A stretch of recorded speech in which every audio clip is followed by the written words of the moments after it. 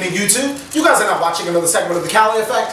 For the past who knows how long, people have always said, this deck is the best deck of all time. This deck is tier 0. This deck is number 1. And one has to think, what are the best decks of all time? Well, I'm here to discuss with you guys the top 5 decks of all time. This is dating back since the dawn of Yu-Gi-Oh! Back in 2002 to the format we're in right now. These decks show a couple of things that I would like to say before we even go into me discussing the top 5 decks. First, they show consistency. These decks were not only good at their prime, but even outside of their prime, they still prevailed to be a really dominant type deck, or even just a really good solid option for the meta. Second, this deck overwhelmed its format. It was just that good. Sometimes the deck was either you played it or you lost. Other times the deck was just so overly dominant in formats, it was considered the only tier 1 deck. The last thing we want to say is how much concept did it bring into the game. Those are the 3 factors that I'm looking in when I'm discussing the top 5 decks. A couple of decks that could not have made it are decks like most FTK decks. They only survived for who knows how long. Cyberstein FTK, Makura FTK, those didn't provide an impact on our format because they didn't last long. And then some dominant decks only lasted for just one format. How can we say that that deck is one of the best decks of all time when its reign was only for 1 or maybe even just 2 formats? With that being said, let's get to our top 5 decks competitively of all time. First on the list is, you could say it's a deck, but it's more kind of like an era. We're going to call it the 2005 to 2006 cookie cutter chaos decks. Why? These decks were revolutionary. They were inspirational. They brought a thought process to Yu-Gi-Oh! Something that Yu-Gi-Oh! Did not have. You know, back then when it was, I summon my Lajin Mystical Genie of the Lamp, it's stronger than your Neo the Magic Swordsman, so you take 100 damage, your turn, you fissure me, okay. This brought up a lot of concept because there were a lot of powerful cards that were on the list that you had to use wisely. For example, cards like Ring of Destruction, Snatch Steel were only at 1. So while you did get an opportunity to use those cards, if you did not use them wisely, the opponent would take advantage of that. This format is still so good. People still play these formats today. It's also known as the GOAT format. People will play GOAT formats every now and then. You'll probably catch them at your locals, YCS, playing this type of format because it took the most skill to play this format, where only the great players could survive in this type of format, and the bad players were kind of like kicked to the side.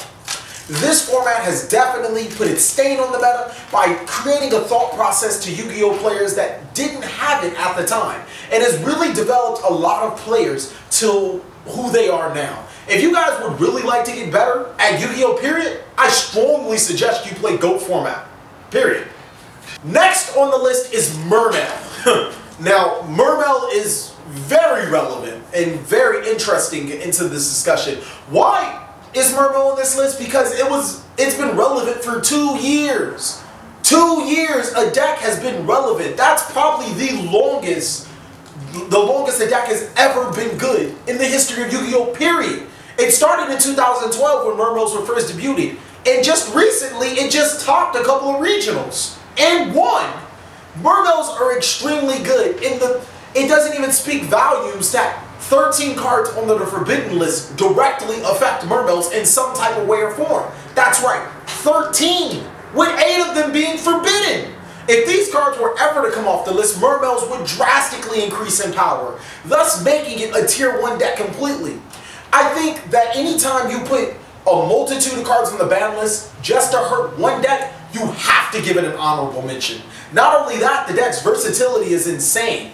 Being able to Xseed or Synchro to virtually any great Xseed or Synchro monster in the game, and also still be able to drop big level monsters like Megalo Abyss Lead and Mermail, and to have cards like Lind, Tias, Turge, all these search type cards, all these power cards to back it up. This deck is almost unstoppable if it had all of the right pieces to the game. This deck deserves a top 5 spot not only because of its longevity, you know, since 2012, we're going to 2015 and the deck is still winning, but because of how many cards are on the ban list and the thought process to playing this deck. Mermail is not an easy deck to play in any way, shape, or form. Next on the list is Mermail's Arch Nemesis, or what Mermails like to think is their Arch Nemesis, Spellbooks. Now, anytime I can make a top 5 list, or anybody can make a top 5 list, Spellbook of Judgment and Spellbook of Fate are more than likely in their top 5 list of best cards of all time.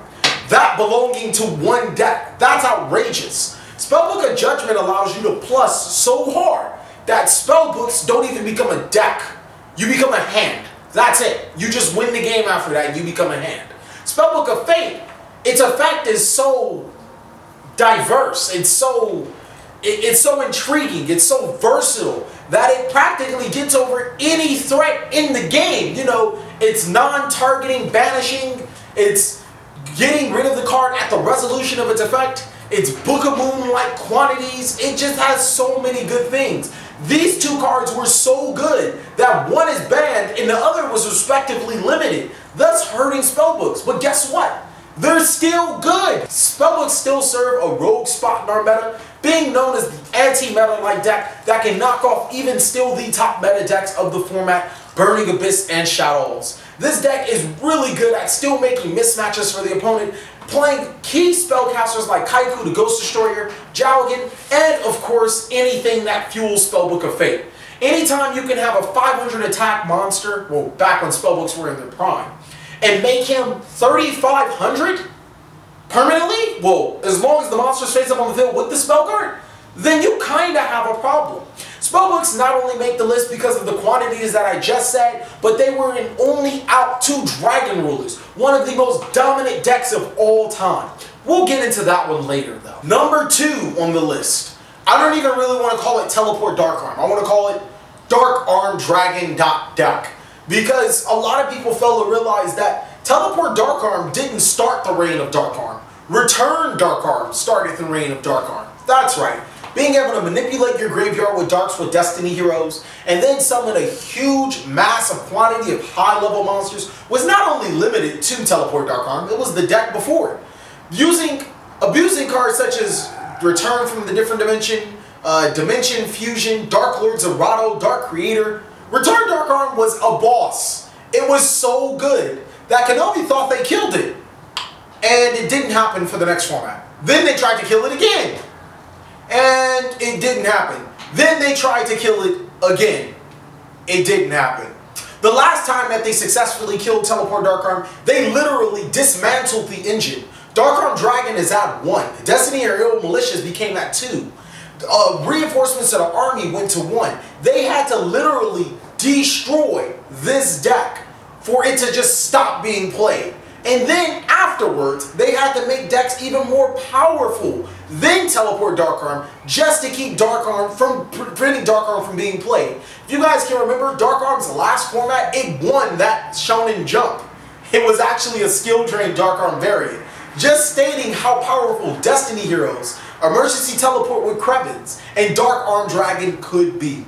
This deck is devastating. It's a very fast type OTK, high potent offense at its prime. Being able to summon the cards the likes of Stardust, Colossal Fighter, Goyo, and Dark Arm all in one turn, under 3 Solemn Judgments, and possibly a Royal Oppression? That's GG no re. You don't want to play decks like this. Dark Arm makes this list ultimately because it was either you played Teleport Dark Arm or you lost. There was no other options than Teleport Dark Arm. Well, I mean, I guess there's that Zombie Dark Arm variant, which is Teleport Dark Arm with zombies, and then there's that other Teleport Dark Arm. It all involved Teleport Dark Arm, so it didn't even matter. Decks like Light Swarm with Triple Judgment Dragon and Triple Charger Light Brigade could not compete with Teleport Dark Arm. And that just speaks reigns to how good this deck is. Number 1 on this list is actually controversial because Teleport Dark Arm could have easily taken that spot after I said what I just said. But it's Dragon Rulers. Why are Dragon Rulers the best deck ever? Because when Konami destroyed Teleport Dark Arm, they completely dismantled Teleport Dark Arm, but not as bad as Dragon Rulers. If you guys would like to look at Shin In Hong's deck list, the Dragon Ruler variant that run worlds, and like to build it yourself, I think there's about 7 cards that you can use in today's format. That's right, 4 of them being one of each Dragon Ruler. This deck was so powerful that Konami had to make spellbooks and then had to give them the almighty powerful Spellbook of Judgment just to compete with Teleport Darkar. I don't believe that it was an accident that Spellbook of Judgment was made. It was made so Dragon Rulers couldn't be a Teledad-like format. Dragon Rulers are so powerful. Being able to go into a numerous amount of options. No, it's not just Draco Sack and Big Eye. It's the cards that they can use with it. They can make Big Eye and then erad you for spells and traps. They can make Draco Sack and then tribute the tokens to summon Light and Darkness Dragon. Oh, and guess what? Did I mention that they had reload cards and super rejuvenation that allowed them to plus so many cards back to their hand? You just got completely beat by the Dragon Rulers themselves, if they needed to. The biggest thing about Dragon Rulers that I really liked about it and why I put them at #1 is because they can use Floodgate cards the most effectively out of every single deck in this list. That's right, Dragon Rulers can main board cards like Skill Drain and Vanity's Emptiness, 2 of the most powerful traps in the game, and completely dismantle the opponent's deck without even touching the deck's main combo, or without even touching the deck's combos or strategy or play whatsoever. This deck is so dominant. And a lot of people like to argue between this Teleport Darkar versus Elemental Dragon matchup. Well, if you guys ask GalacticGod enough, I actually might do a game on it. But until then, thank you guys for watching another segment of The Cali Effect. Please like, comment, subscribe, but most of all, enjoy.